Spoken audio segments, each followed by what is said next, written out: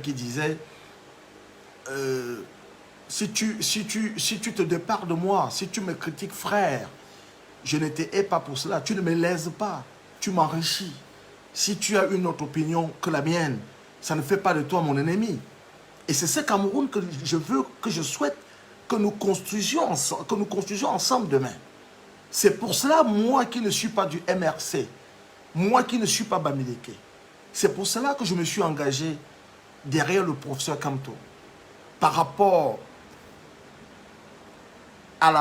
au projet qu'il a pour notre pays, la hauteur de vue qu'il a manifestée, la main tendue qu'il fait à tous nos compatriotes. Vous n'êtes pas obligé d'être d'accord avec le professeur Maurice Kamto. Pas du tout. Si vous avez une contre-proposition, vous la faites. C'est ce qu'on fait dans les démocraties. On n'est pas à l'église ici. Voilà.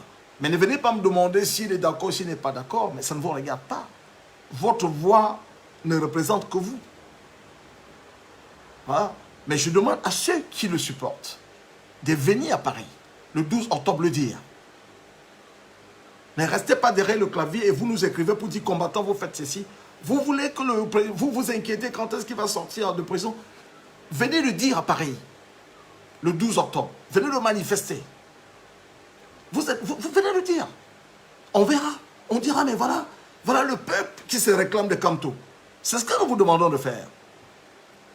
Ce n'est pas de vous asseoir derrière les claviers d'ordinateur ou de portable et de dire Kamto président, parce que ça ne sert à rien. C'est ce que De Gaulle disait au sujet de l'Europe. Il disait, on ne fait jamais de politique qu'en tenant compte des faits et de la réalité. Vous pouvez sauter sur votre tabouret comme un cabri à longueur de journée en disant Kamto, Kamto. Ça ne sert strictement à rien si ça ne peut pas se matérialiser. Nous avons besoin de vous. Nous avons besoin de vous parce que nous allons entamer une offensive diplomatique. Vous pouvez faire du romantisme. Comme vous avez fait du Froundi. Froundi est devenu l'ami de Biya qui lui donnait 250 millions de francs CFA chaque année. Il est devenu son meilleur agent électoral. Mais ce n'est pas ce que nous voulons. Nous voulons passer Noël avec un nouveau président à la tête du Cameroun. Mesdames, messieurs, c'est ce que nous vous demandons. Vous voulez le faire? Vous êtes partant? Alors venez à Paris. Ce n'est pas la peine de rester derrière vos ordinateurs et de crier comme ton président. Ça n'aboutit à rien, ça. Venez à Paris le dire. Nous avons été contactés. Je vous ai dit depuis lundi que nous avons lancé cette initiative. J'ai eu une compatriote qui s'occupe de ces questions. Nous avons été contactés par plus de 200 000 journaux étrangers et agences de presse qui demandent est-ce que c'est vrai. Les journalistes qui ont été agressés en Suisse, dont certains sont mes amis, nous ont contactés. Mais M. Dupont, qu'est-ce que nous entendons? Est-ce que c'est vrai? On dit oui, c'est vrai. Il y aura une investiture le 12 octobre à Paris. On nous appelle du monde entier. Parce que Kamto est connu aux États-Unis. Il est connu dans tous ces pays où il a enseigné. On a été contacté par des journalistes autrichiens, irlandais. Est-ce que c'est vrai, etc. On leur a dit, mais oui, c'est vrai. Mais ça va se passer où? Mais place de la République. Alors, vous venez. Venez montrer à ces gens. Parce qu'ils vont se demander, on a des Finlandais, même cet après-midi, j'ai reçu une dépêche d'une agence de presse finlandaise pour laquelle j'ai fait des traductions dans le passé, et qui m'ont demandé, mais est-ce que cette histoire, ce n'est pas une arnaque? On dit, mais non, pas du tout. Mais quand ils vont venir, ils vont voir 3 personnes, ils vont voir 5 personnes, et vous dites que Kamto est président. Mais il est président de qui? Sur quelle base? Voilà ce que nous vous demandons de faire. Nous avons besoin de vous. Le professeur Maurice Kamto a besoin de vous. Le président que vous avez choisi. Je vous vois comment vous défilez, comment vous vous battez. Depuis une année bientôt. Mais venez à Paris transformer cet essai. Venez confirmer ce que vous avez fait le 7 octobre 2018. Venez le faire. Ceux qui sont restés au Cameroun ne peuvent pas. Mais nous avons leur soutien. Je reçois du courrier hier encore, tout le long de la journée d'hier. Je reçois des encouragements, des soutiens pour nos compatriotes. Et ce qui me donne la larme à l'œil, ce sont des jeunes. Des jeunes. Ils ont 23 ans. Certains ont 19 ans. Ils m'écrivent, mes grands professeurs, comment, dites-nous, rassurez-nous, c'est vrai?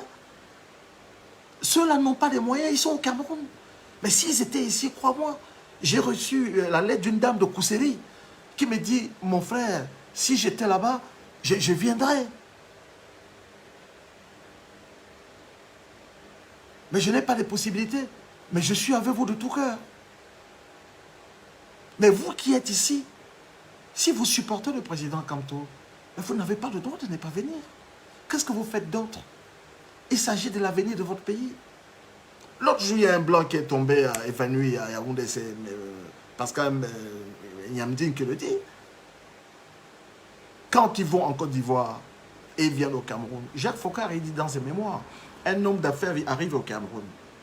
Déjà, on rencontre les gens à Paris. Lorsqu'on apprend que le président camerounais est en France, les hommes d'affaires qui veulent investir disent nous voulons rencontrer le président camerounais. Les collaborateurs du président camerounais disent oui, le président ne reçoit pas les gens qui sont sur place. Venez au Cameroun et le président vous recevra à ce moment-là. Alors, je n'arrive pas à mettre les gens à l'antenne, je ne sais pas comment ça se passe. Alors, le type, il arrive au Cameroun, selon sa disponibilité, il reste au Hilton.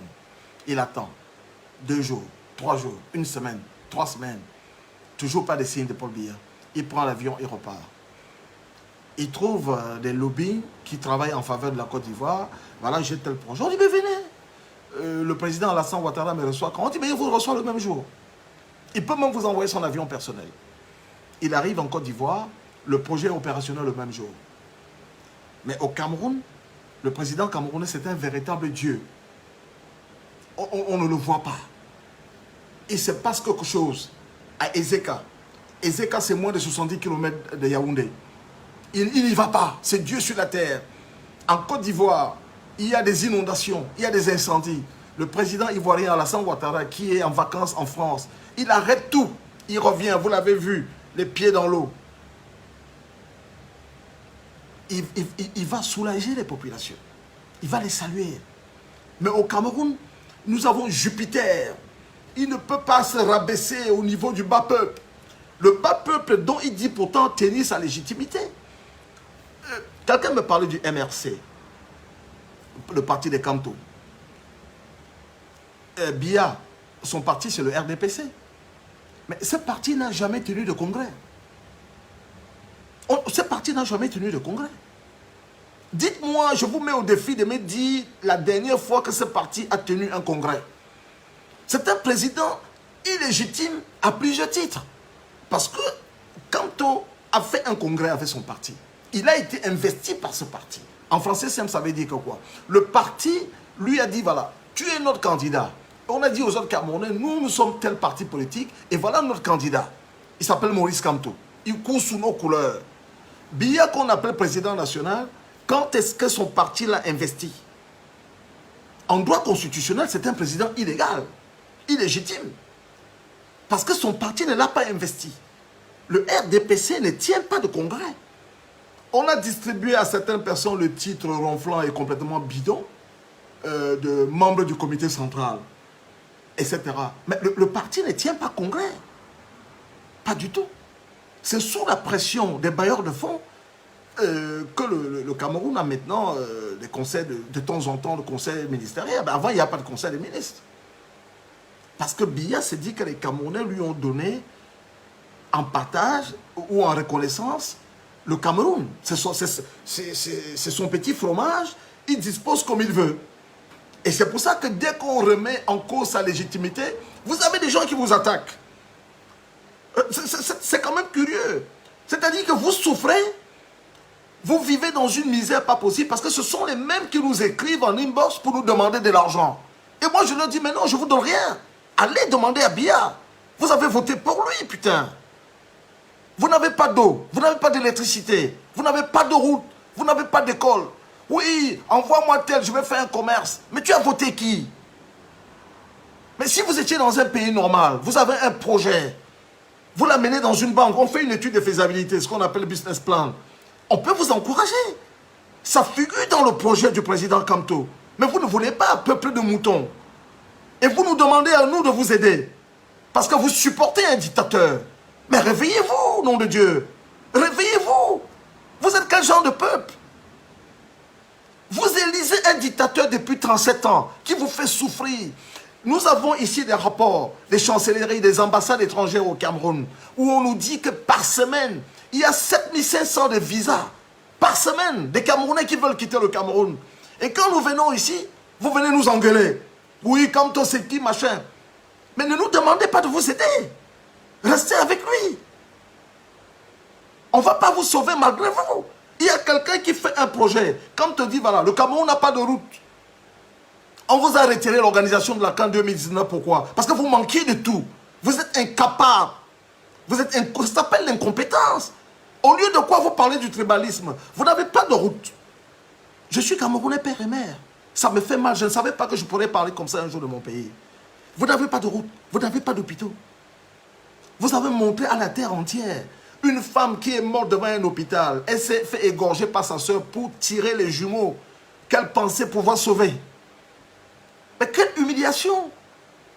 Quelle humiliation vous nous faites subir! On nous a confié l'organisation de la CAN. Et on nous a retiré cette organisation. Qui l'eût cru, le pays d'Amadou Ahidjo, le pays des liens indomptables? Nous sommes incapables d'organiser une petite compétition. Le Mali a organisé cette compétition, je crois, en 2002. Le Sénégal l'a fait. L'Égypte l'a fait en toute dernière notice. Mais au Cameroun, nous sommes incapables de le faire. Il y a quelqu'un qui vient vous faire un projet, qui vous dit, mes chers compatriotes, vous n'avez pas de route. Voilà moi mon projet pour le Cameroun. Vous lui demandez, mais où est-ce que tu vas trouver de l'argent? Il vous dit, écoutez, je vais faire un appel d'offres, comme ça se fait ailleurs. Il a cité la Côte d'Ivoire, pays à peu près comparable au nôtre, en termes de potentialité. Je vais lancer un appel d'offres. Je vais demander à ces gens de venir. Vous venez, on va retenir le meilleur projet rapport qualité-prix. L'État du Cameroun ne vous donne pas 5 francs. Faites-moi les autoroutes dans tout le Cameroun. Je dis dans tout le Cameroun. Vous avez 50 ans, monsieur, pour reprendre votre argent en mettant des péages, comme ça se fait partout et notamment en France. On a demandé à Camto, comment est-ce que vous allez trouver l'argent pour régler les problèmes sociétaux? Il a dit, nous allons réduire le coût, le train de vie de l'État. Vous qui ne connaissez pas le programme Camto, voilà son programme. Son programme, ce n'est pas d'arriver de tuer tous les bêtis et de mettre les Bamileke à la place, comme j'entends des inepties et des saloperies. Voilà le programme du professeur Camto. Et pour le professeur Camto, conseillé par Christian Penda Ekoka, il dit quoi? Nos frères anglophones demandent le fédéralisme. Il dit oui. Et je vais au-delà de cela. Je vais faire ce qu'il dit, l'autonomie complète. Ça veut dire que si vous êtes des Ngandere et de la Damawa comme moi, vous gérez vos affaires. On a décentralisé le truc. Vous n'êtes pas obligé d'aller à Yaoundé pour un cachet, pour une petite démarche administrative, pour un permis de conduire. Vous le faites chez vous. Voilà les projets du professeur Camto.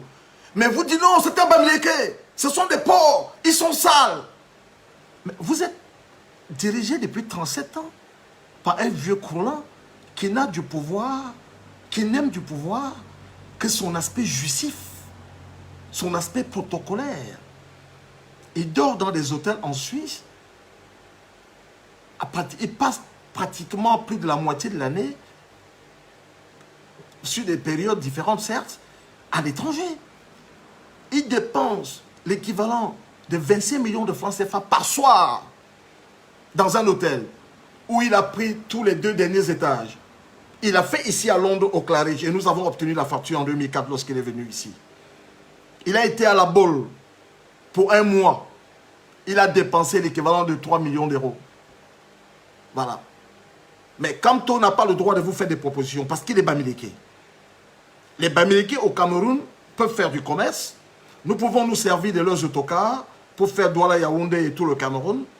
On peut les appeler pour faire des choses, mais ils n'ont pas le droit de faire des propositions pour leur pays. Parce qu'ils ne sont pas les Camerounais comme des autres. Ce sont des sous-citoyens dans leur propre pays.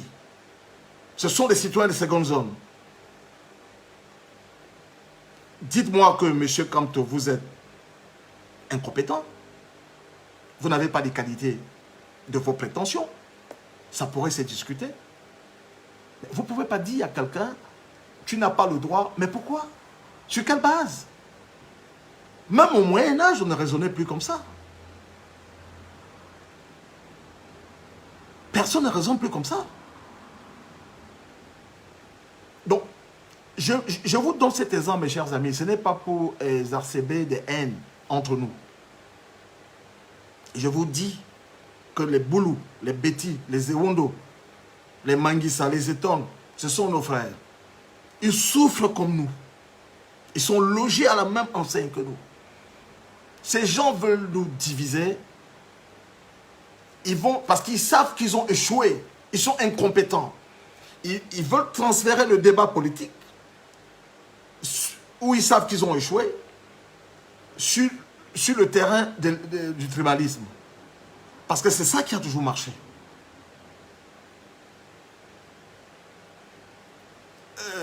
Nous, au Nord, on nous a traités longtemps de moutons. Paul Biya, il est là-bas faire la campagne à Marois. Il a lu un discours de 5 minutes. Les nordistes lui ont dit, nous ne sommes plus des moutons. Il a fui, il est rentré chez lui en Vomeka. On ne connaît pas son programme. On ne connaît pas son programme. Mais je connais le programme du professeur Maurice Kamto. Je n'appartiens pas à son parti politique. Je ne suis pas du MRC. Mais je me reconnais une convergence de lutte avec le professeur Kamto. S'il y a une élection demain, je voterai pour lui 10 fois. Parce que ce projet arrange mon pays. C'est un projet républicain, inclusif. Je me reconnais dans ce projet-là. Il dit, on va baisser le train de vie de l'État. Et il se prend un exemple. Lorsque Kamto était ministre, il n'avait pas de logement de fonction. Il avait refusé. Parce que, disait-il, il avait déjà une maison à Yaoundé. Il ne voyait pas l'utilité d'en avoir une autre. Kamto a refusé la voiture de service. Parce que ceux qui connaissent Yaoundé, qui connaissent Kamto, connaissent sa vieille Land Cruiser. La vieille Land Cruiser avec laquelle Kamto roule. Elle est toujours là. On lui a donné des frais d'essence qu'il a refusé.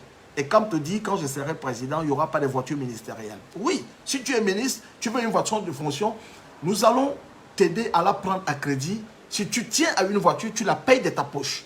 Voilà le projet du professeur Kamto. Parce qu'il n'y a pas de raison que le petit fonctionnaire qui va à pied au travail ou qui prend le bus, qui prend la moto, aille au travail par ses propres moyens et que toi, on t'achète une voiture parce que tu es ministre. Voilà le projet du professeur Kamto. Et c'est sur cette base que je vous demande de venir nombreux à Paris, à tout le monde, de venir lui accorder la légitimité dont il a besoin. La légitimité dont nous allons nous prévaloir pour demander que les autres peuples nous aident à faire respecter la volonté démocratique du peuple camerounais. Voilà ce que nous vous demandons. Voilà Yolande qui me regarde Ngalé. Si tu supportes le professeur Kamto, tu viens à Paris le 12 octobre. Voilà Peggy. Voilà Krimo Khmer, Kramer, qui est une amie. Et je vous donne rendez-vous le 12 à Paris, le 12 octobre. Vous avez suffisamment de temps. D'ici le mois d'octobre, nous avons quoi? Nous avons pratiquement 2 mois. Donc vous avez le temps d'agencer vos emplois du temps, vos agendas. Donc je vous invite à faire connaissance avec le projet du professeur Kamto. Nous ne sommes pas en campagne électorale. La campagne électorale, elle est derrière nous. Hier déjà, j'ai été induit en erreur. Quelqu'un m'a balancé des trucs sur le professeur Akere, sur le bâtonnier Akeremouna, que naïvement, j'ai à mon tour publié. Erreur grave. Et j'ai présenté mes excuses. Parce que nous n'allons pas bâtir un pays avec des fausses informations, avec la haine, avec la diffamation, en salissant le caractère des gens qui sont innocents. Donc, les Camerounais, Maurice Kamto nous a invités à un changement de mentalité. Il faut que nous ayons le sens de ce qu'on appelle l'intérêt général. Le sens de ce qui appartient à tout le monde, le bien de la communauté, ce qui peut profiter à tout le monde et de dépasser. Quand le professeur Kamto est allé au nord faire la campagne, il est arrivé dans des situations. Il avait une bouteille d'eau minérale, le temps d'aller parler, quelqu'un lui a volé sa bouteille d'eau. On lui a dit, mais président, nous avons soif. Il a vu les gens boire de l'eau, l'eau des canalisations. Des trous qui étaient sur la route, qui avaient retenu de l'eau. Il a vu les gens boire cette eau. Il a été obligé de sa poche de sortir de l'argent et favoriser des puits. Les gens lui ont dit, mais nous avons soif, nous n'avons pas d'eau. Voilà où nous en sommes réduits. Donc, on n'est pas ici en train de faire le show, oui, ouais, comme toi, pas comme. Il ne s'agit pas de ça. Il s'agit d'une question de vie et de mort. Notre peuple se meurt. Les Camerounais souffrent. Il n'y a pas une famille au Cameroun où il n'y a pas la misère. Certaines familles, la plupart des familles vivent grâce à votre argent, grâce à l'argent que vous leur envoyez, mes chers compatriotes. C'est de ça qu'il s'agit. Kamto, il a 64 ans. Il n'est pas éternel, même s'il est arrivé aux affaires. Le pays est éternel, les hommes sont passagers. Et on parle de la survie de notre pays, la survie de notre peuple. Les Chinois sont en train de tout acheter et de déposséder notre peuple. C'est de ça qu'il s'agit. Donc, quand on ne peut pas tout faire seul, quand on n'est pas un magicien, il a fait ce qu'il peut faire, il a lancé le débat, il a lancé les bases du débat, il a conçu pour vous un projet. Il a besoin de vous maintenant. Il a besoin de votre aide. Et sortez le 12 octobre. Venez le dire à la face du monde entier. Dites au vote de venir. Venez signifier que voilà, c'est le président que nous avons choisi. Nous ne le faisons pas patriotisme. Tout le monde ne peut pas être président au Cameroun. Nous sommes entre 25 millions et 30 millions d'habitants. On ne va pas avoir un pays de 30 millions de présidents. Nous avons un guide qui nous dit la voie à suivre pour le Cameroun nouveau. Il est en difficulté. Venez lui en aide. Il a pris des risques pour vous en défiant ce système que personne n'osait affronter. À vous de lui renvoyer l'ascenseur. À vous de lui montrer qu'il ne s'est pas trompé en mettant sa confiance en vous. Comme toi, il a une vie. Il aurait bien pu se satisfaire de son petit confort matériel et finir ses jours calmement. Parce que même s'il devenait président demain, Kamto, dites-moi ce qu'il ferait autrement. Il est professeur émérite, juriste. Il enseigne dans presque toutes les universités du monde. Il est connu. L'actuel Premier ministre, Boris Johnson, c'est son ami. Du temps où il était maire de la ville de Londres. L'ancien Premier ministre Theresa May le connaît. Kamto est connu au Conseil de sécurité, où il a été désigné à l'unanimité par ses pairs. Kamto, ce n'est pas n'importe qui, monsieur. Il aurait pu se satisfaire de ce confort-là. Mais il est entré au gouvernement, croyant pouvoir changer les choses de l'intérieur. Il a touché du doigt les limites de l'exercice. Il a démissionné. Il a créé son parti politique. Il a proposé des choses aux Camerounais. On tente de lui voler sa victoire. On tente de lui voler le mandat que vous lui avez confié. Et c'est ce mandat que je vous appelle à sortir de nombreux, défendre. Est-ce que c'est trop vous demander, mes chers compatriotes? Vous pouvez le faire. C'est votre devoir. Si vous ne supportez pas le programme du professeur Kamto, c'est votre droit. Nous sommes en démocratie. Nous ne sommes pas obligés de penser de la même façon. Mais si vous l'avez supporté comme vous le dites, ce n'est pas en restant sur votre tabouret, en sautillant, comme disait De Gaulle, Kamto, Kamto, Kamto. Venez le dire le 12 octobre à Paris. Mais au-delà de cet événement, je vous demande, par amour patriotique, de ne pas répondre aux attaques à caractère tribal. Nous sommes un pays de près de 300, près de 300 ethnies et langues. Nous ne pouvons pas nous définir sur la base de nos seules ethnies. Quand les lions indomptables jouent, les lions indomptables dont nous sommes si fiers, on ne dit pas est-ce que c'est un Bamileke qui a marqué le but, Est-ce que c'est un Newundo qui a marqué le but? Est-ce que c'est un Manguissa qui a marqué le but? Est-ce que c'est un Bassa? On dit les Lions indomptables du Cameroun ont gagné. Quand vous voyagez dans le monde, vous rencontrez des gens. Moi, j'ai été à Taïwan. Quand j'ai dit Cameroun, on m'a dit Roger Mila. Mais la dame ne m'a pas dit, mais est-ce que c'est un Bakoko? Est-ce que c'est un Newundo de Mbalmayo? Est-ce que c'est un Tupuri, un Giziga, un Matakam? Nous disons non au tribalisme. Non au hold-up électoral, oui, mais non au tribalisme. Quand vous commencez à accepter des écarts, même au niveau des écarts de langage, quand vous commencez à dire la milice Boulou, mais il n'y a pas de milice Boulou. Pas plus, il n'y a pas de milice Bamileke non plus. Quand vous commencez à dire le pouvoir Boulou, mais il n'y a pas de pouvoir Boulou. Il y a un clan de mafieux, association de malfaiteurs.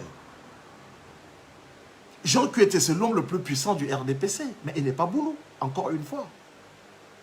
Je ne me lasserai jamais de ressasser ça. Quand vous commencez à dire, oui, moi je n'aime pas les Bamileke, mais toi tu es différent.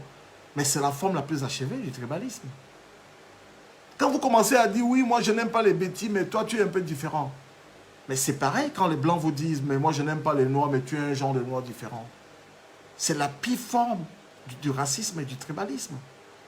Le tribalisme comme le racisme sont des terreaux de l'ignorance. Pour moi, il n'y a pas de tribalistes, il n'y a que des ignorants. Et nous n'allons jamais construire notre pays sur cette base. Tant que vous allez raisonner comme ça, le Cameroun sera le pays le plus sous-développé d'Afrique. Et ça, je peux le vous garantir. Il faut dépasser ces clivages-là. Il y a quelqu'un qui veut venir sur ma vidéo, mais j'arrive pas à prendre. Donc, je vous dis deux choses. Non au hold-up électoral. Les Camerounais ne doivent pas se laisser voler leur victoire. Nos amis de la communauté internationale veulent se rassurer et on va leur donner preuve de la légitimité, de la popularité du professeur Kamto. Et nous allons le faire à Paris le 12. Nous allons montrer à la face du monde que les Camerounais sont capables de déplacer des montagnes lorsqu'ils sont unis vers le même objectif. Lorsqu'ils ne sont pas minés par des batailles, des petites batailles d'ego, des batailles suicidaires. C'est ensemble que nous allons réussir ou c'est ensemble que nous allons tous couler. Beaucoup d'entre vous, ceux qui ont 30 ans ou moins de 30 ans, n'ont jamais connu que Paul Biya. Mais nous sommes de la génération d'Aïdio. Le Cameroun est un grand pays, mes chers frères. Le Cameroun n'est pas n'importe quel pays en Afrique. Je vous ai toujours dit, les Camerounais pris individuellement sont des gens géniaux. Mais quand vous commencez à vous taper dessus, le pouvoir, la dictature qui opprime notre peuple depuis bientôt 40 ans, joue de nos divisions, manipule les identités ethniques pour se maintenir au pouvoir, pour perpétuer leur règne. À ce jeu, nous sommes tous des perdants. Je vous l'ai dit et je vous le redis. Alors les amis, nous marquons une petite pause musicale, nous revenons et nous concluons. Voilà. Bonsoir à Régine et Popa qui nous rejoint. Voilà, bienvenue.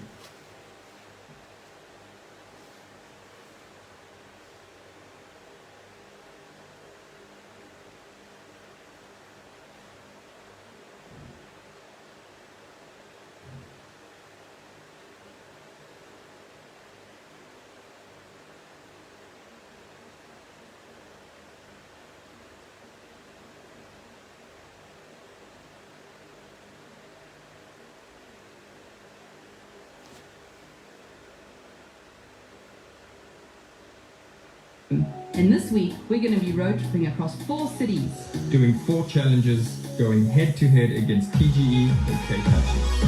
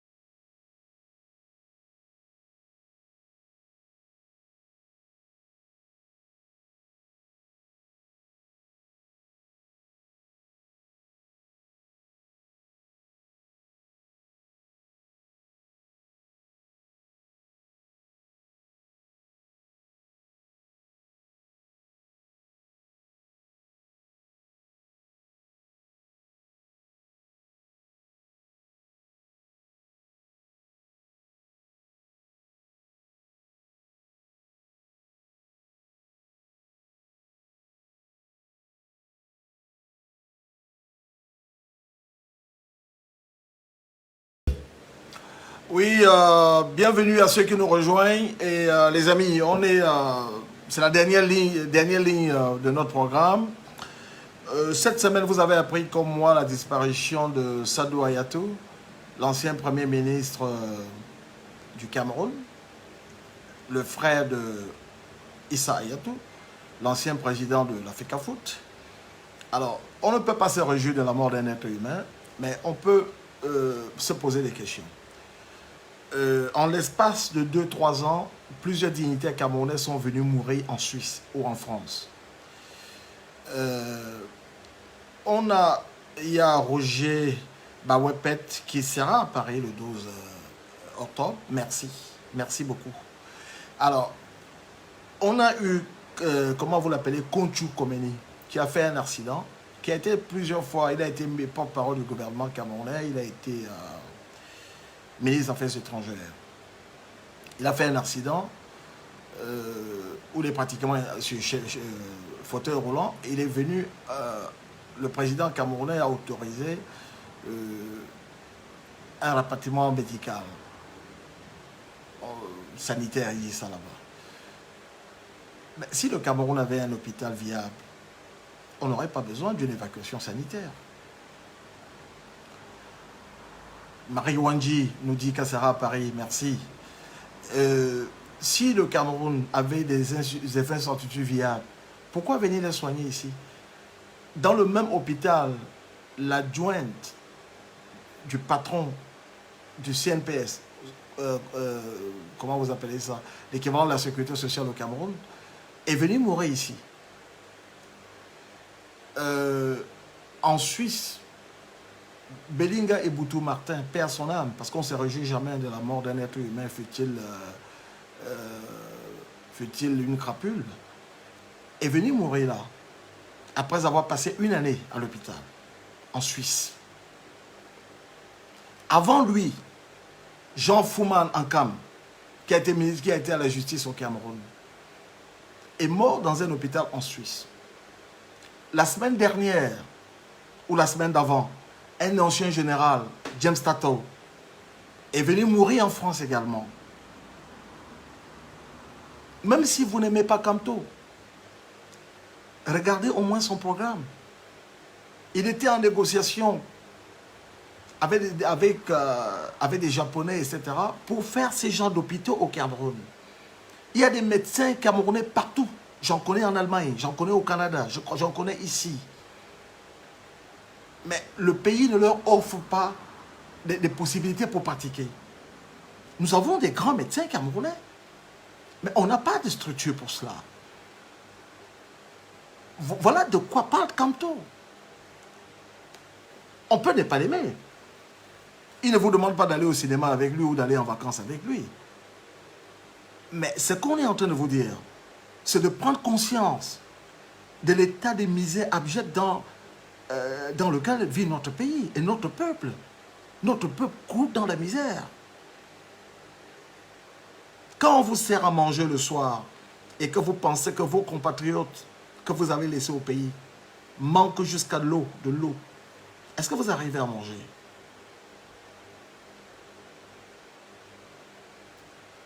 Quand vous savez qu'il y a un déraillement, vous savez qu'il y a des gens... Moi, la dernière fois que je suis passé au Cameroun, j'ai été amené à régler des problèmes parce que sur le plan humain, vous voyez une femme qui accouche, il faut qu'elle apporte ses médicaments, c'est-à-dire jusqu'au coton.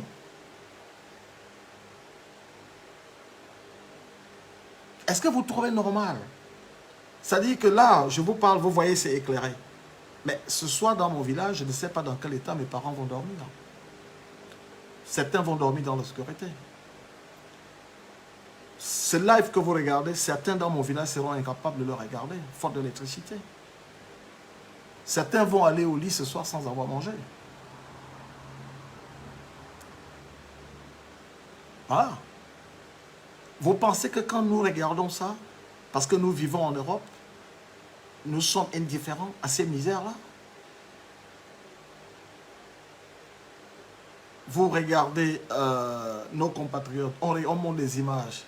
On a montré une école dans la brousse, c'est mon ami Rémi Ngondo qui a publié ça une fois. En pleine forêt.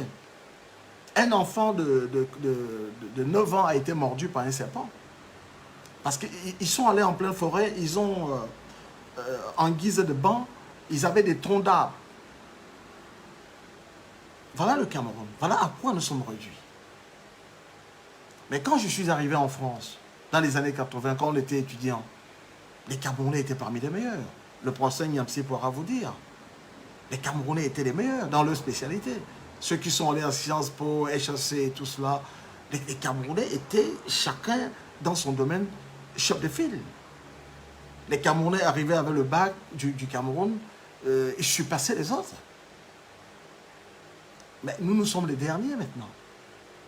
Le Cameroun est incapable d'organiser la Coupe d'Afrique des Nations. Incapable. Faute de stade, faute d'infrastructures viables, faute d'hôtels pour accueillir les délégations étrangères. Alors que nous avons, cette Coupe, nous l'avions organisée en 1972. Même si on avait été éliminés, mais toutes les délégations qui étaient venues étaient parties avec un excellent souvenir du Cameroun. Paul Biya, je n'ai rien de personnel contre lui. Mais il a précipité notre pays au bord de la banqueroute. Il a précipité notre pays au bord de la faillite. Il a fait du Cameroun la risée du monde. Les Camerounais sont connus dans le monde entier comme sortant d'un pays classé 2 fois pays le plus corrompu du monde. Vous voyez les Camerounais de la diaspora, ils se battent comme ils peuvent. Certains disent vendeuses de piments, etc. On peut en rire. Mais savez-vous seulement que ces filles-là nourrissent des familles entières? Que la vie de certains au Cameroun dépend de ces filles-là que vous traitez de vendeuses de piments? Savez-vous? Savez-vous que ces filles-là viennent souvent des familles où le papa a travaillé toute sa vie, mais qui ne peut pas toucher sa pension de retraite? Parce que les barons du régime se sont empiffrés. C'est de ce Cameroun que nous parlons. C'est de ce Cameroun où le mépris pour la vie humaine saute à l'œil nu. Comment pouvez-vous expliquer qu'un pays comme le Cameroun, un petit pays aux ressources limitées, on trouve chez un ministre 3 milliards de francs CFA? Ça fait 3 millions d'euros. Récemment, on a montré les images d'un ministre qui était en train de faire expulser sa femme de la maison. Mais avez-vous vu l'état de sa maison? Même Macron, le président français, n'a pas une maison comme ça.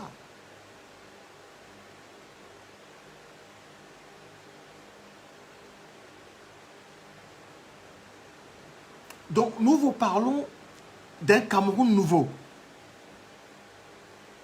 Un Cameroun où doit prévaloir la méritocratie républicaine. Où chacun va avoir l'égalité des chances. C'est-à-dire avoir le même départ dans la vie. À qualification égale, qu'il puisse avoir sa chance. Qu'on ne puisse pas l'éliminer parce qu'il ne connaît personne. Parce qu'il n'a personne pour l'introduire. Parce qu'il ne porte pas le bon patronyme. C'est de ça qu'il s'agit. Et c'est ça le projet du professeur Campton.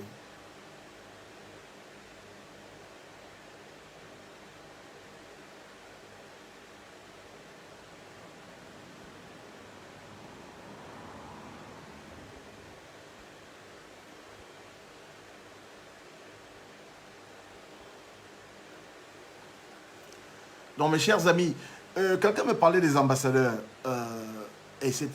Mais il n'y a pas que dans les ambassades, il n'y a pas que les ambassadeurs. Vous avez le petit personnel d'ambassade.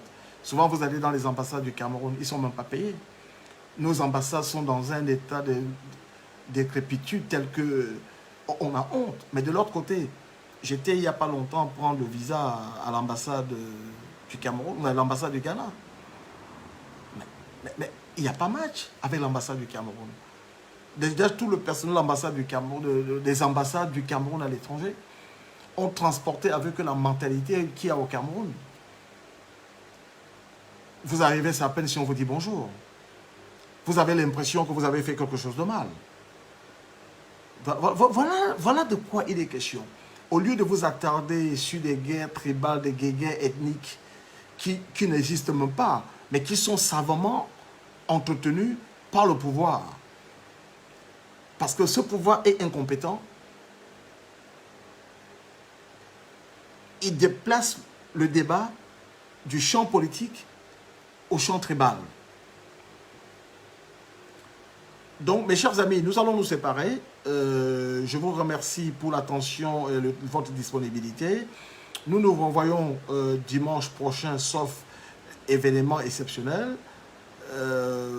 Dans tel cas, je ferai un rapide ou un bref point de presse. Mais nous nous donnons rendez-vous à Paris. Nous prenons date pour le 12 octobre. Et nous allons également... il y a Philippe qui me dit de synchroniser les dates. Ça ne dépend pas de moi parce que la date du 12 est inchangeable parce que nous attendons. Il y a des attendus de certaines résolutions entre le 9 et le 11. Dont la date du 12 que j'avais choisi avant d'apprendre l'existence de celle du 5 n'est pas changeable. Mais par contre, si nos amis qui organisent un mouvement le 5, parce qu'entre le 5 et le 12, vous avez compris, il n'y a que 7 jours d'écart, ceux du 5 peuvent nous rejoindre le 12. Et je vous ai dit que l'un n'empêchait pas l'autre, mais si certaines personnes souhaitaient se joindre à nous, on pourrait faire les mêmes événements à la même date. Voilà. Merci. Bonnes vacances. Nous sommes en début de vacances, mais ça n'empêche pas que nous nous revoyons la semaine prochaine. Et continuez à mobiliser. Mes chers amis, merci. Merci pour votre patriotisme. Vous savez, quand vous êtes mobilisés, c'est la preuve que les Camerounais sont des patriotes. La preuve, c'est votre mobilisation de ce soir et de tous les dimanches.